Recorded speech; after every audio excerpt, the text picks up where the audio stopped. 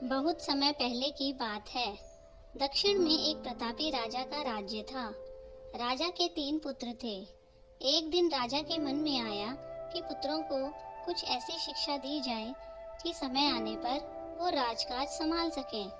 इसी विचार के साथ राजा ने सभी पुत्रों को दरबार में बुलाया और बोला, पुत्रों, हमारे राज्य में नाशपति का कोई वृक्ष नहीं है। मैं चाहता हूँ तुम सब 4-4 महीने के अंतराल पर इस वृक्ष की तलाश में जाओ और पता लगाओ कि वो कैसा होता है। राजा की आज्ञा पाकर तीनों पुत्र बारी-बारी से गए और वापस लौट आए। सभी पुत्रों के लौट आने पर राजा ने पुनः सभी को दरबार में बुलाया और उस पेड़ के बारे में बताने को कहा। पहला पुत्र बोला, पिताजी, वह पेड़ तो बिल्कुल टेढ़ा मेढ़ा और सूखा हुआ था। नहीं नहीं, वो तो बिल्कुल हरा भरा था, लेकिन शायद उसमें कुछ कमी थी क्योंकि उस पर एक भी फल नहीं लगा था। दूसरे पुत्र ने पहले को बीच में ही रोकते हुए कहा।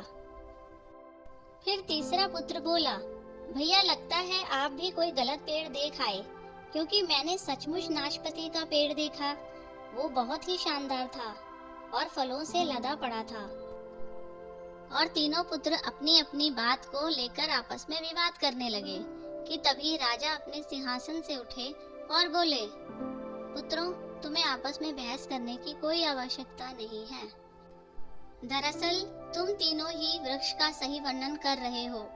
मैंने जानबूझकर तुम्हें अलग अलग मौसम में वृक्ष खोजने भेजा था और तुमने जो देखा वो उस मौसम के अनुसार था। मैं चाहता हूँ कि इस अनुभव के आधार पर तुम 3 बातों को गांठ बांध लो। पहली, किसी चीज के बारे में सही और पूर्ण जानकारी चाहिए तो तुम्हें उसे लंबे समय तक देखना परखना चाहिए, फिर चाहे वो कोई विषय हो, वस्तु हो या फिर कोई व्यक्ति ही क्यों न हो। दूसरी, हर मौसम एक सा नहीं होता। जिस प्रकार वृक्ष मौसम के अनुसार सूखता है, हरा भरा या फलों से लदा रहता है, उसी प्रकार मनुष्य के जीवन में भी उतार चढ़ाव आते रहते हैं। अतः अगर तुम कभी भी बुरे दौर से गुजर रहे हो तो अपनी हिम्मत और धैर्य बनाए रखो। समय अवश्य बदलता है। और तीसरी और अंतिम बात, अपनी बात को ही सही मानकर उस पर अड़े मत रहो। अपना दिमाग खोलो और दूसरों के विचार को भी जानो।